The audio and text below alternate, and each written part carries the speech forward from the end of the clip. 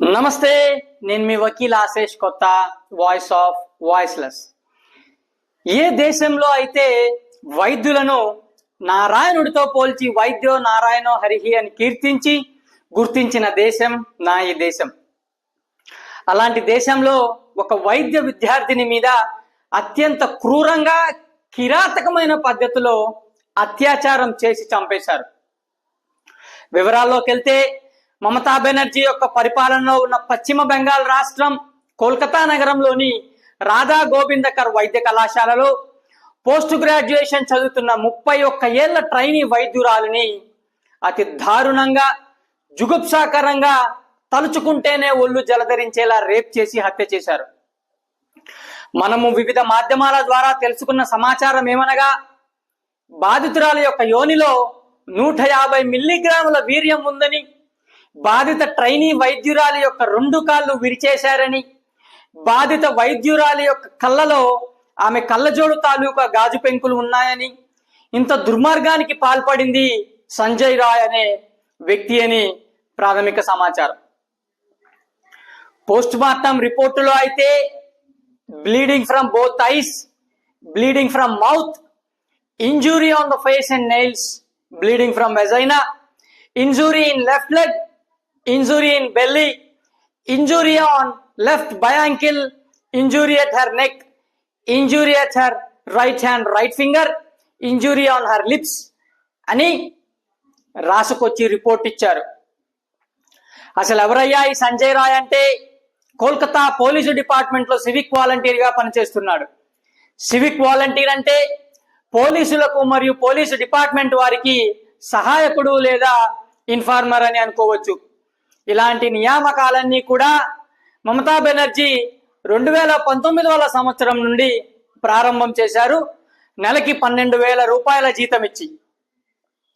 Civic volunteer అయినటువంటి సంజయ్ తన బండి మీద మరియు టీషర్ట్ మీద కేపీ అనే లోగో ముద్రించుకొని ఉన్నాడు. కేపీ అంటే కోల్కతా పోలీస్ అని. పైగా ఇతనికి ఇదివరకే 4 వివాహాలు అయ్యాయని, మొదటి 3 కూడా ఇతని ప్రవర్తన వల్ల విడిపోయారని, ఇతని 4వ భార్య క్యాన్సర్ వల్ల మృతి చెందిందని సమాచారం. పైగా సంజయ్ ఇది వరకు కూడా చాలాసార్లు డాక్టర్లు మరియు డాక్టర్ విద్యార్థులతో గొడవ పడేవాడని అక్కడి వారు చెప్పిన సమాచారం. అయినా ఏనాడు అతని మీద చర్యలు తీసుకోలేదని డాక్టర్లు మరియు విద్యార్థులు ఇచ్చిన సమాచారం. ఇలాంటి వాళ్ళని నియామకం చేసుకున్నందుకు పోలీసు డిపార్ట్మెంట్ వారిని ఇలాంటి నియామకాలను చేపట్టే ముందు జరపాల్సిన ప్రక్రియను సక్రమంగా జరపనందుకు ప్రభుత్వాన్ని బాధ్యులను ఎందుకు చేయకూడదు అని అడుగుతున్నారు ప్రజలు.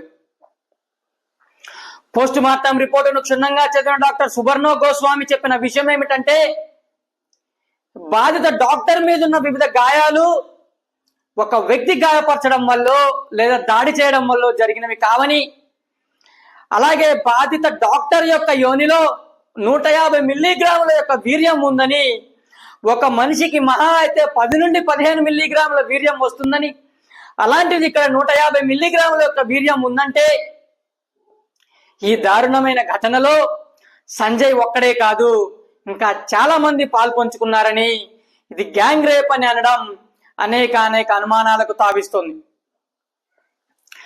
ఇక్కడ విక్టిమ్ తప్పో లేదా అక్యూజ్డ్ తప్పో అనే కంటే నీ తప్పు, నా తప్పు, మనందరి తప్పు అనడం సమంజసం. అదేంటి అంటారా? మనకి రక్షణ ఉండాల్సిన ప్రభుత్వాలు, మనకి రక్షణ ఇవ్వాల్సిన ప్రభుత్వాలు విఫలమైన పక్షంలో మనము ఆ దిశగా ప్రభుత్వాలను, ప్రజాప్రతినిధులను నిలదీయకుండా,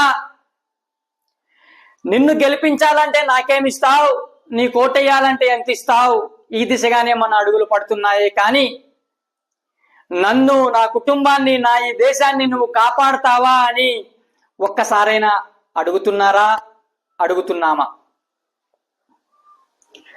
ప్రభుత్వమే నియామకాలు జరిపి, ప్రభుత్వమే నేడు 42 మంది విధుల పట్ల నిర్లక్ష్యంగా వ్యవహరించారని ట్రాన్స్ఫర్ చేసింది. మరి ప్రజలు ఎన్నుకున్న ప్రభుత్వం ప్రజలకు భద్రత కల్పించడంలో విఫలమైతే ప్రజలు పశ్చిమ బెంగాల్లోని మమతా ప్రభుత్వాన్ని ఏమి చేయాలి? పైగా పశ్చిమ బెంగాల్ యొక్క ముఖ్యమంత్రి, ఆరోగ్య శాఖ మంత్రి, హోంమంత్రి హోదాల్లో మమతా బెనర్జీ ఉండడం గమనార్హం. ఆమె రోడ్లెక్కి న్యాయం జరగాలనడం హాస్యాస్పదం. పోలీసులు ఒక అడుగు ముందుకేసి సోషల్ మీడియాలో సర్క్యులేట్ అయ్యే వార్తలన్నీ అవాస్తవమని, అవి అలా సర్క్యులేట్ చేసే వాళ్ళ మీద చర్యలు తీసుకుంటామని అనే బదులు వాస్తవం ఏమిటో బయట ప్రపంచానికి చెప్పి మీ పోలీసుల యొక్క సచీలత నిరూపించుకోవచ్చు కదా, ప్రభుత్వానికి షీల్డ్గా వ్యవహరించే కంటే. విగత జీవిగా పడి ఉన్న బాధిత డాక్టర్కు కొద్ది దూరంలోనే ఈ ఉదంతం జరిగిన కొన్ని రోజుల తరువాత రెనోవేషన్ పేరుతో మార్పులు, ప్రజలు ఆగ్రహానికి గురయ్యారు అనే ఆసుపత్రి మీద దాడి, ఈ చర్యలన్నీ కూడా సాక్ష్యాలను కనుమరుగు చేసే ప్రయత్నంలో భాగమని ఇట్టే అర్థమైపోతుంది. ఇదంతా ఎవరిని తప్పిద్దామని, ఎవరిని కాపాడుతున్నారో ఈ వ్యవస్థలు. ఇంకో వాదన ఏమిటంటే, మానవ అవయవాల అక్రమ సేకరణ మరియు విక్రయం, డ్రగ్స్, ఇవేనా బెంగాల్ యువ డాక్టర్ హత్యకు దారితీసిన కారణాలు అని ఇంకో ఉదంతం. ఎన్నో ఏళ్లుగా సాగుతున్న దందాను బయట పెడతాను అని చెప్పినందుకే ఆమెను చంపారా అనే విషయం కూడా చలామణిలో ఉన్నది. చూద్దాము సిబిఐ విచారణలో ఏమి తేలుతుందో. చట్టాలు చదవండి, హక్కులు తెలుసుకోండి, హక్కులకై పోరాడండి.